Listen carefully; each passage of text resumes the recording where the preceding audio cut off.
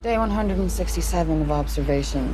PAC 2426 still shows no sign of leadership structure or higher brain function. Bem-vindo ao Watchmojo Brasil. E hoje veremos os maiores investimentos em produção que não conseguiram atrair uma audiência lucrativa para a gigante do streaming Netflix. Nessa lista, consideraremos apenas filmes e séries cujos orçamentos foram divulgados ao público. I tried waking you up, but you didn't. Any idea what the state would do to me if they found a freaking bot in my house? It is not my Well, fault. it's not my fault either. Get it the hell out of That's here. what I'm trying to do. Well, Número 10, The Ridiculous Six. Apesar de Adam Sandler geralmente render lucro com as suas produções duvidosas, 3 grandes estúdios não quiseram apostar na paródia de faroeste The Ridiculous Six. Saddest thing you ever seen.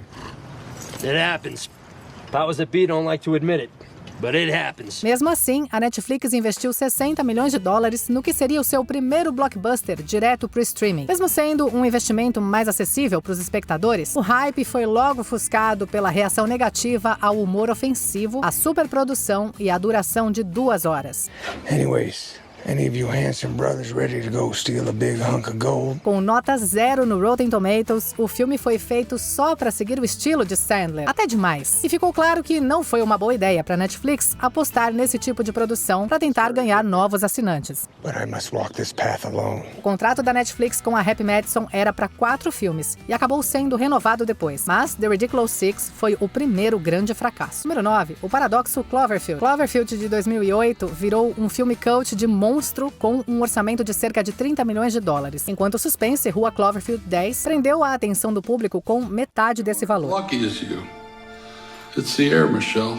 That's what happens when you get exposed. A Paramount parecia manter esse bom custo-benefício ao levar a antologia para o espaço com um orçamento de $45 milhões, até que a Netflix comprou os direitos de distribuição por um valor um pouco maior. Mas os críticos acharam que O Paradoxo Cloverfield decepcionou, com uma história confusa e efeitos especiais fracos.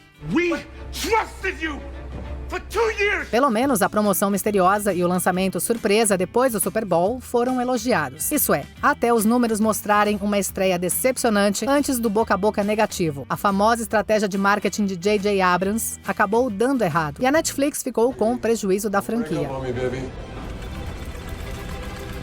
Número 8, Cowboy Bebop. Um dos maiores animes de todos os tempos, merecia nada menos que uma adaptação live action de sucesso. I think it's time we blow this scene. Get everybody in the stuff together. Okay, 3, 2, 1, let's jam. Embora o orçamento de Cowboy Bebop da Netflix seja contestado, dá pra imaginar que passou dos 9 dígitos pelo jeito das aventuras dos caçadores de recompensas espaciais. Na verdade, os fãs criticaram os trailers por um visual exagerado e sem graça. O resultado final também recebeu críticas por ser, em alguns pontos, fiel demais ao original e em outros, destoar demais. Who are you? Just a humble bounty hunter, man. Até alguns críticos torciam para que o showrunner Christopher Yost conseguisse ajustar a sua visão para a segunda temporada. Infelizmente, com críticas mistas e queda na audiência, a Netflix desistiu do projeto de alto nível 3 semanas após a sua estreia. Wake up! I have a job for you! A bounty! Amem ou odeiem, o Cowboy Bebop da Netflix foi um fracasso enorme. Número 7, O Cristal Encantado, A Era da Resistência. O público, em geral, prefere os seus marionetes em histórias mais leves. Mas para os fãs da Jim Henson Company, que transformaram O Cristal Encantado numa franquia cult, a série Prelúdio prometia ser o Game of Thrones deles. Hides in the dream space. What's that? A Era da Resistência investiu quase $100 milhões para transformar o teatro de marionetes numa fantasia épica cheia de política, com um elenco de vozes de peso. Os críticos elogiaram os efeitos técnicos inovadores e a história complexa, mas isso era eclético demais para definir um público-alvo. There you are. I was afraid you got lost. You cheated. O boca a boca positivo foi diminuindo enquanto a Netflix passava um ano avaliando se valia a pena investir na segunda temporada, que seria longa e cara. Então, em setembro de 2020, os fãs ficaram tristes, mas não surpresos com o cancelamento de A Era da Resistência. You and I are better than that. You're right. Número 6. A Última Coisa que Ele Queria. A Netflix apostou alto em Dee Reese depois do sucesso de Mudbound em 2017. Infelizmente, a última coisa que ele queria era aparentemente a última coisa que o público queria. You think you're gonna get Barry Bond? You'd be surprised. Baseado no livro de Joan Didion, o thriller político cheio de estrelas tenta mostrar o escândalo Irã-Contra junto com os problemas do jornalista com o pai. Essa mudança no personagem foi uma liberdade grande em relação ao livro. Os críticos dizem que, no fim, isso deixou o filme confuso e mal feito, mesmo com um orçamento impressionante de 100 milhões de dólares. I can see you're buying into the whole package here. Isso não foi o suficiente para fazer uma divulgação capaz de superar o boca a boca negativo. O caro projeto de prestígio de Reese acabou ficando pelo caminho, sem conquistar um público claro ou satisfeito. I don't have any comment to make about that. Número 5, Operação Fronteira. Com 115 milhões de dólares investidos e um elenco de peso, Operação Fronteira mistura ação militar, suspense de assalto e aventura na selva. I've got a lawyer in St. John's who set up an offshore shell security operation that's ready to pay out a salary and bonuses for the rest of our lives. It'll just come in like any other paycheck. O filme passou quase uma década com problemas de desenvolvimento antes da Netflix liberar uma exibição limitada nos cinemas, uma semana antes do lançamento no streaming. As críticas foram boas e o público provavelmente teria se envolvido bastante em outras circunstâncias. How many people do you think you've killed? What? You heard me. Mas as 52 milhões de visualizações no segundo mês e bem menos depois não mostraram crescimento de assinantes suficiente para pagar o investimento. Operação Fronteira acabou ligado à decisão da Netflix de cortar gastos com grandes produções no início dos anos 2020. What we are about to do is criminal. We do not have the flag on our shoulders and no amount of that we tell ourselves is going to change that. Grandes apostas nem sempre dão o retorno que parecem ter nos filmes. Número 4, The Get Down. Dá pra imaginar o custo de um musical de Baz Luhrmann feito para uma série longa. Um musical de coming of age que se passa em meio ao nascimento do hip hop. The Get Down foi, na verdade, desenvolvido por Sean Ryan, antes dele sair por causa dos atrasos na produção. I hand you the magic, the mystery, the opening, Grasshopper. A primeira temporada, dividida em 2 partes, gastou no total 120 milhões de dólares para mostrar a pobreza do Bronx. Os críticos ainda tiveram dificuldade em aceitar o visual caro e exagerado da primeira metade. Apesar da segunda parte ter sido melhor recebida, o hype inicial do projeto despencou. This is the Fantastic Four +1. This is the crew.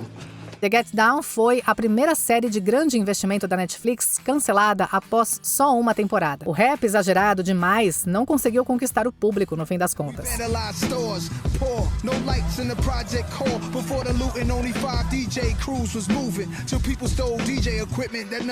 Número 3. Saga Rebel Moon. Zack Snyder lançou uma franquia de ópera espacial com um acordo de 2 filmes que custou 166 milhões de dólares. Ele usou as promoções de Rebel Moon para divulgar os cortes dos diretores que viriam depois.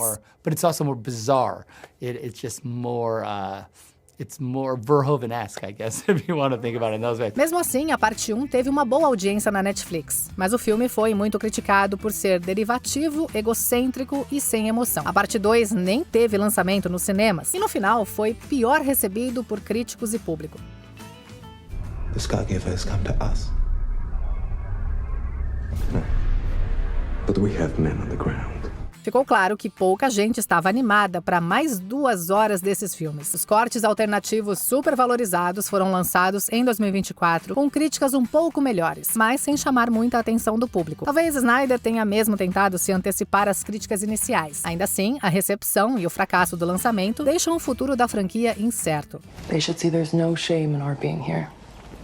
To swallow their pride enough to even ask for help. That is bravery itself. Número 2. O Legado de Júpiter. A Netflix devia saber que orçamentos inflados ajudaram a cansar o público de super-heróis. Eles apostaram 200 milhões de dólares no mercado já saturado de super-heróis contestadores com a adaptação de O Legado de Júpiter da Image Comics. We have these powers for a reason.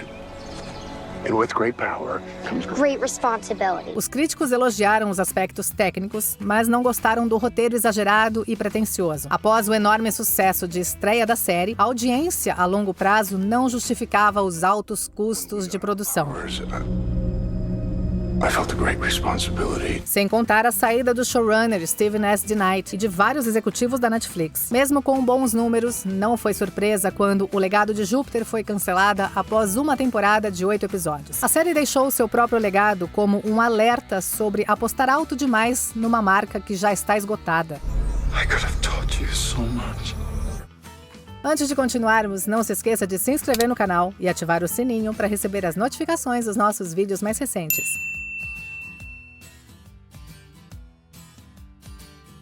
Número 1. The Electric State. Alguém achou que os nomes Anthony e Joe Russo eram o que fez os filmes deles da Marvel um sucesso comercial histórico? Quase 8 anos depois de comprarem os direitos do livro de ficção científica de Simon Stålenhag, The Electric State foi feito com um orçamento de 320 milhões de dólares. Freedom's worth any cost.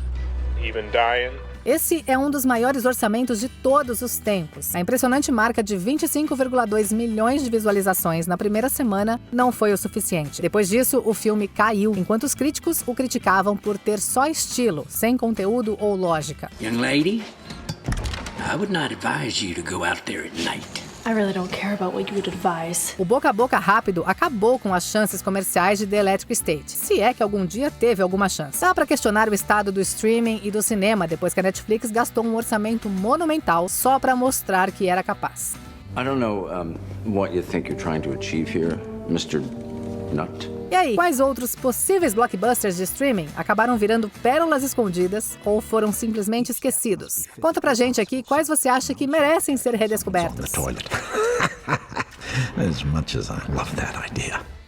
Confira também esse outro clipe recente do Atmojo Brasil e se inscreve no canal para não perder os nossos próximos vídeos.